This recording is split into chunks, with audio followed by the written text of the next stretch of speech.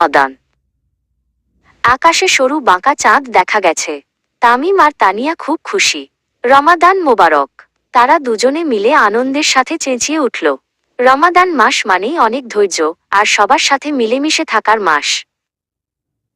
অনেক রাতে আম্মু তামিমকে ডাকলেন, তামিম ওঠো, সেহরি খাওয়ার সময় হয়েছে।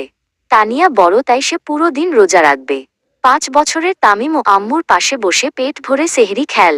সে আজ দুপুর পর্যন্ত রোজা রাখার চেষ্টা করবে। দুপুরের দিকে তানিয়া আর তামিম আম্মুকে সাহায্য করতে চাইল। তানিয়া ফলগুলো ধুয়ে দিল আর তামিম ঝুড়িতে সেগুলো গুছিয়ে রাখল। আম্মু বললেন, রমাদানে আমাদের শুধু না খেয়ে থাকলেই হয় না, একে অন্যকে সাহায্যও করতে হয়। তানিয়া তার ছোট একটি বাক্স বের করল। তাতে সে কিছু ফল আর বিস্কুট সাজিয়ে রাখল। তারপর সে পাশের বাসার দাদির কাছে খাবারগুলো পৌঁছে দিল। দাদি খুশি হয়ে তানিয়াকে অনেক দোয়া করলেন। বিকেল বেলা তামিমের খুব খিদে পাচ্ছিল। সে বারবার ঘড়ির দিকে তাকাচ্ছিল। আব্বু তাকে কাছে ডাকলেন আর বললেন, চলো তামিম, আমরা আল্লাহর কাছে দোয়া করি। আব্বু তাকে ধৈর্য ধরার কথা শেখালেন। ইফতারের সময় ঘনিয়ে এলো। আম্মু গ্লাসে ঠান্ডা শরবত ঢাললেন। তানিয়া খুব সুন্দর করে টেবিল সাজাতে সাহায্য করল।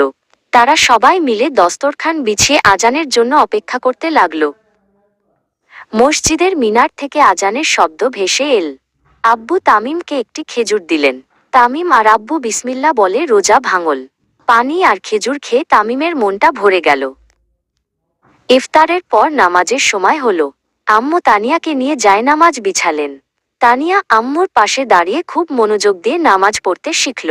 ইবাদত করে তাদের মন শান্তিতে ভরে উঠল। এভাবে এক এক করে 30টি রোজা শেষ হলো। আজ শাওয়াল মাসের চাঁদ দেখার দিন। তামিম আর তানিয়া বারান্দায় দাঁড়িয়ে আকাশের দিকে তাকিয়ে আছে। হঠাৎ তানিয়া বলল, ওই দেখো ঈদের চাঁদ, কাল ঈদ। ঈদের দিন সকালে তামিম নতুন জামা পরে আব্বুর সাথে কোলাকুলি করল। তানিয়াও তার সুন্দর নতুন জামাটা পরল। তারা সবাই মিলে সেমাই খেল আর অনেক আনন্দ করল। পুরো রমাদানে তামিম আর তানিয়া শিখল কিভাবে ভালো মানুষ হতে হয়।